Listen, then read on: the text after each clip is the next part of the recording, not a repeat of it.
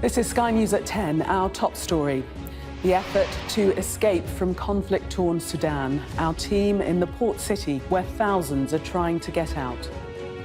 This is madness. The numbers are overwhelming. People here from all over the world wanting to get out of Sudan as soon as possible, but struggling to find a sustainable way to do so. The window for evacuation is closing, warns the British government, as it says its rescue flights will end tomorrow, also tonight.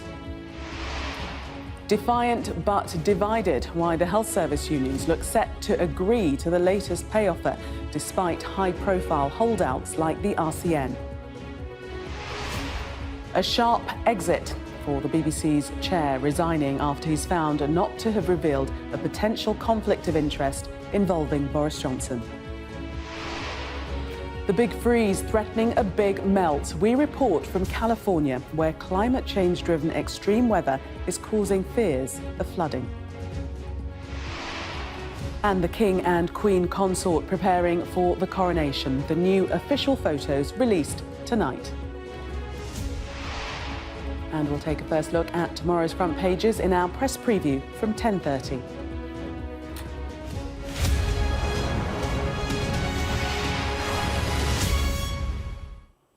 Good evening. The window for British passport holders to escape Sudan is closing tonight. The government says flights will end by early evening tomorrow. Inside Sudan, we saw the desperation of many trying to get out by boat today in the country's main port city. Well, people have attempted to escape the conflict in Sudan by land, air and sea. Much of the evacuation focus has been at Wadi Sayidna airfield north of Khartoum. The British evacuation mission has rescued 1,573 people, largely from the airfield. Many more people, though, have fled overland, with up to 20,000 people having entered Chad alone. And Port Sudan has become a focus for foreign nationals hoping to escape the violence by sea, with passenger ships making crossings to Jeddah in Saudi Arabia. Our Africa correspondent Yusra El-Bagir travelled the opposite way today, along with some Sudanese people trying to get home despite the violence. This is what she saw as she travelled to Port Sudan. Ships have been carrying people to safety from Sudan, but this one is taking them to its shores. Swathes of Sudanese people took the first travel option back to their country to be with their loved ones. Death will find you anywhere, he says. It's important we're with our families. I have been one of the losers of this war. Ashraf is a Saudi Arabia resident but lost his mother and sister in the early days of the war. They died in a car accident as they fled the violence. I need to go there to support my sister, my brother, because of this. They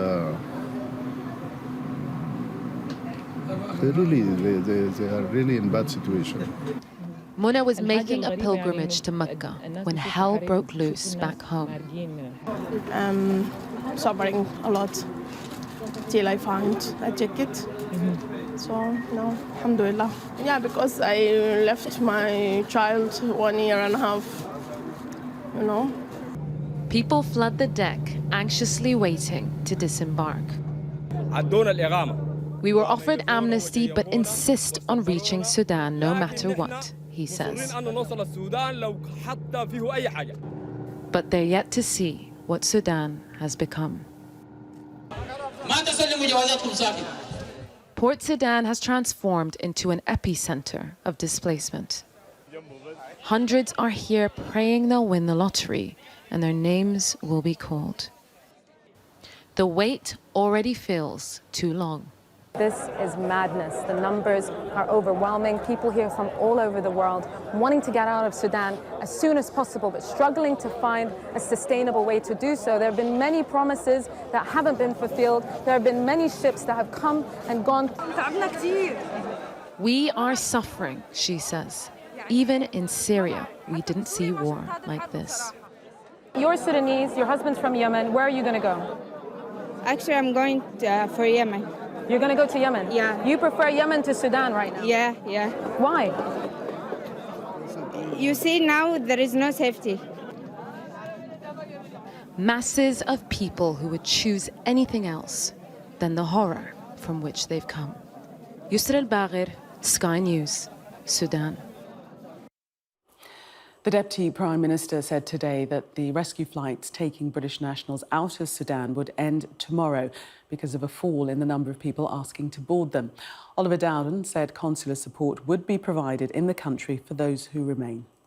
What we have seen over the past 24 hours or so is a significant decline in the British nationals coming forward. Now, that's what you'd expect. It's what's happened with other countries. So what we're saying now is that people should expect within the next 24 hours, so by 6 o'clock UK time tomorrow, for us to cease those flights. Our People and Politics correspondent Nick Martin is at the Foreign Office tonight. Nick, the chance for British passport holders to get out of Sudan with government help is nearly over. But what happens after 6 p.m. tomorrow UK time? Well, it becomes a very complicated picture, is the short answer. Oliver Dowden tonight saying that because demand had appeared to have dropped for those evacuation flights, they decided to impose this very tight 24-hour window by which time people must get to that airfield by 6 p.m. UK time tomorrow.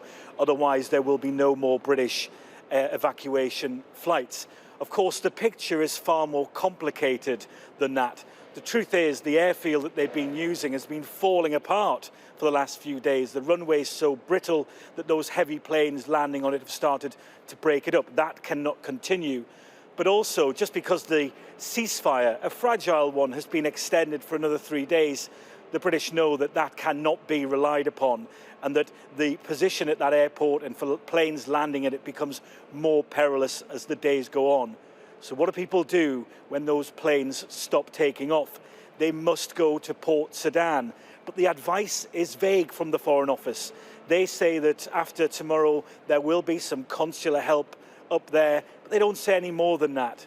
The truth is that for British passport holders and their eligible dependents, that's children mainly, they have to head up there and cross their fingers that they'll be able to get on a boat out. There is a naval presence up there, HMS Lancaster.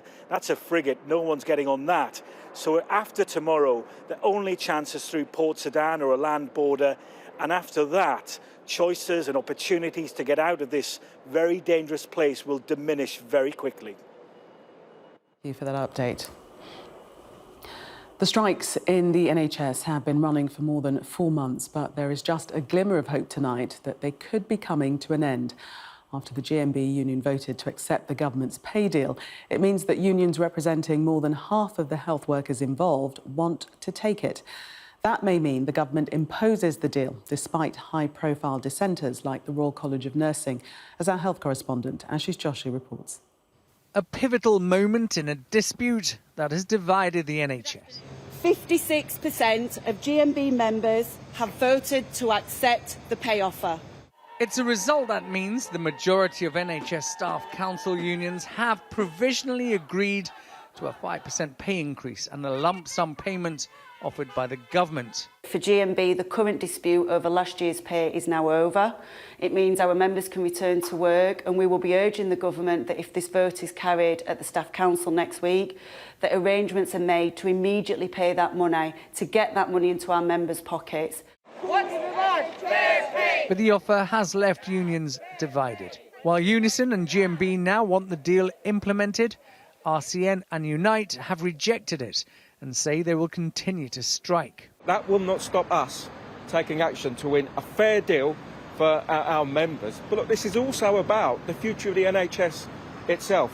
133,000 vacancies in England alone. This pay deal goes nowhere near to dealing with that. Great Ormond Street Children's Hospital has warned a walkout by nurses that starts on Sunday has left them with difficult decisions about the care they can provide. St Thomas's Hospital in central London has warned its A&E service will also be significantly reduced.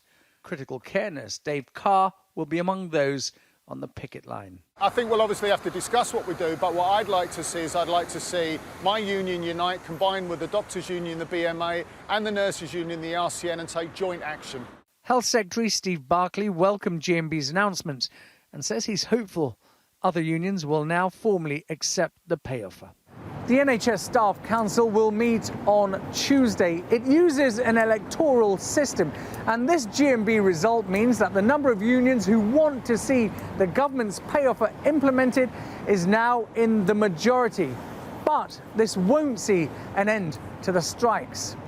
Unite and the RCN say they will continue to fight, but the impact of any possible action they take will not be the same as earlier strikes. And that will be a relief for thousands of waiting patients. Ashish Joshi, Sky News in central London. Meanwhile, England's largest teaching union, the National Education Union, has told the government it will ballot its members over further strike action this autumn. The NEU is the only union that currently has a mandate for industrial action and is planning another strike on Tuesday. But it intends to coordinate walkouts with 3 other unions, including the National Association of Head Teachers, which could see up to 400,000 teachers go on strike at the same time, affecting every state school in England. Boris Johnson may have been out of Downing Street since September, but his legacy claimed another victim today when the chair of the BBC, Richard Sharp, resigned. The man responsible for overseeing the BBC's independence was only appointed 2 years ago and quit after an official report found that he had failed to disclose potential perceived conflicts of interest to the panel which interviewed candidates and advised ministers. That potential conflict of interest was help he provided to Boris Johnson to secure a loan. In his resignation statement, Mr. Sharp insisted that his breach of the rules was inadvertent and not material, but was resigning in the interests of the BBC. In response, the BBC board said he had been a very effective chairman. Our political correspondent Joe Pike reports. After 3 months of damaging headlines and refusals to quit, are you in record? Yeah. Today Richard Sharp bowed to the inevitable. I have decided that it is right to prioritise the interest of the BBC. I feel that this matter may well be a distraction from the corporation's good work were I to remain in post until the end of my term.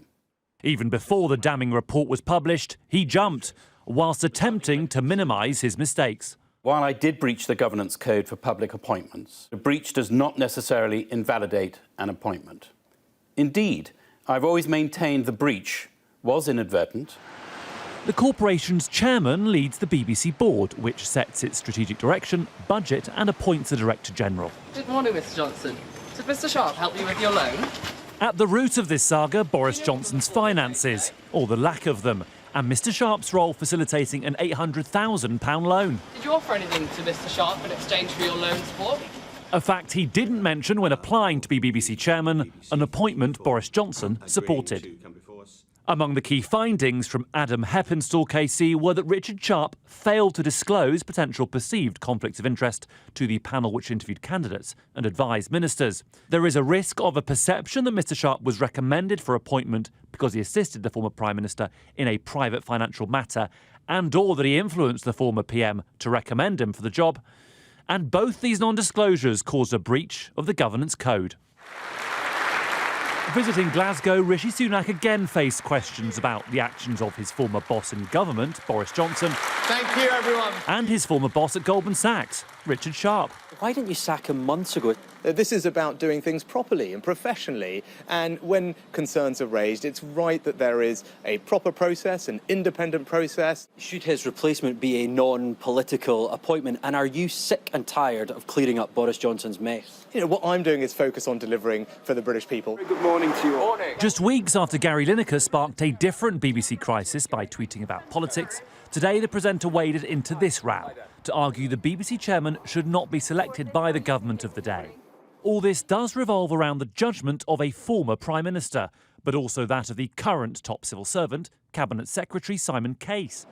It is he who Richard Sharp approached about financial support for Boris Johnson. This is the same Simon Case who allegedly explored getting a private donor to pay for refurbishments to the Downing Street flat, who recused himself from authoring a Partygate report because he'd attended a drinks event here during the pandemic, and who may have been aware of allegations concerning Dominic Raab and Nadeem Zahawi before they were appointed to Rishi Sunak's cabinet. Both have since resigned.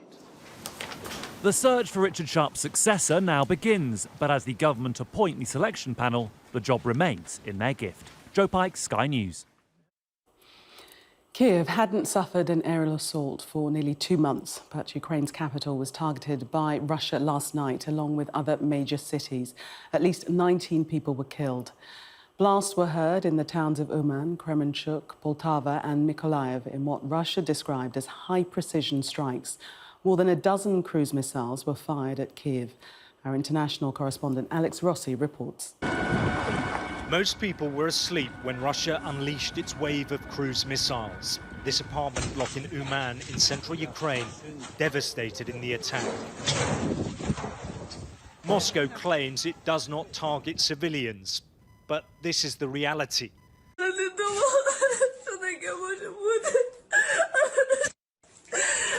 Ракета попала в наш дом. Ми всі в крові, я не знаю. Всі стекла вимило. А тут спали діти. Добре, що ви всі. As morning broke, firefighters continued to search for survivors, those that did escape traumatized. Я тільки наділа на себе одіяло повністю на голову і кажу до чоловіка: ти живий чи не живий? Ну це все ж це мгновення, і тут вже таке горить. Other cities were also struck. In Dnipro, in the southeast of the country, a mother and her 2-year-old daughter were killed in the bombardment. The capital also did not escape unscathed, although its defense systems did manage to down most of the missiles. This apartment block was hit by debris as they were intercepted. And despite the threat, in a show of solidarity, EU leaders continued with a visit to the city to meet President Volodymyr Zelensky. The fighting in the east of the country remains intense, with Russian forces continuing their assault, but Ukraine is expected to launch a counter-offensive in the coming weeks. For civilians, the pain of this war is unending. In Uman, they're continuing to recover bodies, with the threat of more attacks ever present. Alex Rossi, Sky News. A body found by police investigating the murder of a pregnant teacher, Miral Starek, has been formally identified as that of her partner, David Yates. Police Scotland launched a hunt for Mr Yates after Ms Starek was found dead in Glasgow on Tuesday. Yates was wanted in connection with his partner's murder, and the police say his death is not being treated as suspicious. A far-right extremist who set off explosives in his own kitchen in Walsall in the West Midlands has been convicted of terrorism offences. 20-year-old Vaughan Dolphin, who also built a crude gun in his garden shed and said minorities should be shot, was found guilty of explosives and firearms offences as well. The Florida Governor, Ron DeSantis, has held a meeting with the Foreign Secretary, James Cleverly, and other politicians on a trip to London. His visit, as part of a wider world tour, is seen as an attempt to show his foreign policy credentials ahead of a formal bid for the Republican presidential nomination. Now, we've become all too familiar with stories of wildfires and drought in California, but now there are weather problems on the opposite end of the scale. The US state has been experiencing record snowfall over the winter, which has become snowpack in the mountains, and it's now starting to melt, threatening severe flooding. Our US correspondent Martha Kellner went to one town to see the impact. Mammoth Lakes is a town entombed by a snowpack 3 times the historical average. In the space of several months, California has swung from severe drought to extreme winter storms. This is what that looks like in the mountains. Everything here is buried. For the skiers and snowboarders, it's a boon. But for locals, it's a slow-motion disaster. That just collapsed. There wasn't even an explosion. Barely a house here is undamaged. Steve's own home has become an igloo of sorts. We just now got sunlight in here. It's so heartbreaking. Many, countless homes are going to take on water. Over, months, it's like being squeezed by an anaconda. And we kept screaming, help us, nobody cut the damn head off. But people here know this is a catastrophe of two parts, and the worst is likely yet to come. Because these walls, with the rising temperatures, are starting to melt. And they're sending torrents of water downstream. The snow-capped mountains are a spectre of doom in California's Central Valley. Near-record rainfall has already seen the rebirth of Tulare Lake for the first time in decades. This was dry land. Beneath the waves, acres of farmland. Tulare Lake hasn't just been resurrected, it's reappeared with a vengeance. It now covers 30 square miles, resembling a vast inland sea. And over the next couple of months, this could grow to 200 square miles. This is now a disaster zone, and the state's governor is under pressure to shore up defences. There's not a climate expert, there's not a meteorologist that doesn't say the following. We've never seen this at this level of intensity and extreme. Do you wonder what has to happen for people to believe in climate change? I just visit California. California is emerging from a decade of drought to different extreme weather. The Golden State has now become the sodden state, with even more water on the way. And for people here, that is a terrifying prospect. Martha Kellner, Sky News, California's Central Valley. Now, it's technology which could help people save money and also cut carbon emissions. An eye in the sky which can detect how energy efficient your home is. A British company is preparing to launch a satellite which can measure heat loss from any building. But before that, the technique is being deployed in the air, as our science correspondent Thomas Moore reports. We're approaching the survey site right now. We are flying at 8,000 feet above ground. In the skies over Leeds, scientists are mapping Britain's energy-inefficient houses with a flying thermometer. 130 and 140 ground speed on the first leg. All we see are lights in the darkness, but with a thermal camera fixed to an aircraft, they can spot heat escaping from buildings. We'll gain insight into how people are using their energy. They're being impacted by energy crisis, things that are happening at the moment, the cost of energy, and some people are unfortunately not able to turn on their heating as much, and we may be able to see variations in temperatures from building to building. The clues are in the shades of blue. The lighter the colour, the more heat is being lost. And in the first flight of its kind, it takes the British company's satellite view just 2 hours to map a whole city. The average UK home loses heat 3 times faster than a house in Germany. Drafty windows, uninsulated roofs and walls, leak energy. It's a massive problem. 29 million properties in the UK need retrofits to make them fit for the future. The MCS Charitable Foundation funded the aerial survey for the City Council. It hopes stark images will nudge people into taking action. We know these houses are leaky, and we know that we need to solve that problem. We need to be retrofitting properties at a much, much greater rate than we currently are. And the benefit of this technology is that it helps us pinpoint, or local authorities in particular, to pinpoint where they really need to channel their efforts to make the most impact. In North Leeds, Jonathan knows all about the quirks of living in a Victorian terrace. And we sometimes keep the keys in just to keep the draft out, because you can feel the air coming through here, all up and down here. The images show he's wasting energy and money. Insulation just hasn't been a priority. Sometimes your money's got to go somewhere else, Changing windows, changing doors isn't that cheap, and sometimes it's about getting food on the table, it's about all the other things. It's game-changing, and now Satellite View is about to put its technology in space. From orbiting satellites, they'll be able to measure heat emissions from any building anywhere in the world several times a day, giving strategic clues to activity in factories and power stations, as well as helping to keep down energy bills. Thomas Moore, Sky News in Leeds. Finally tonight, this time next week, the coronation will be just hours away, and Buckingham Palace has released new official photos of the King and Queen Consort for the occasion.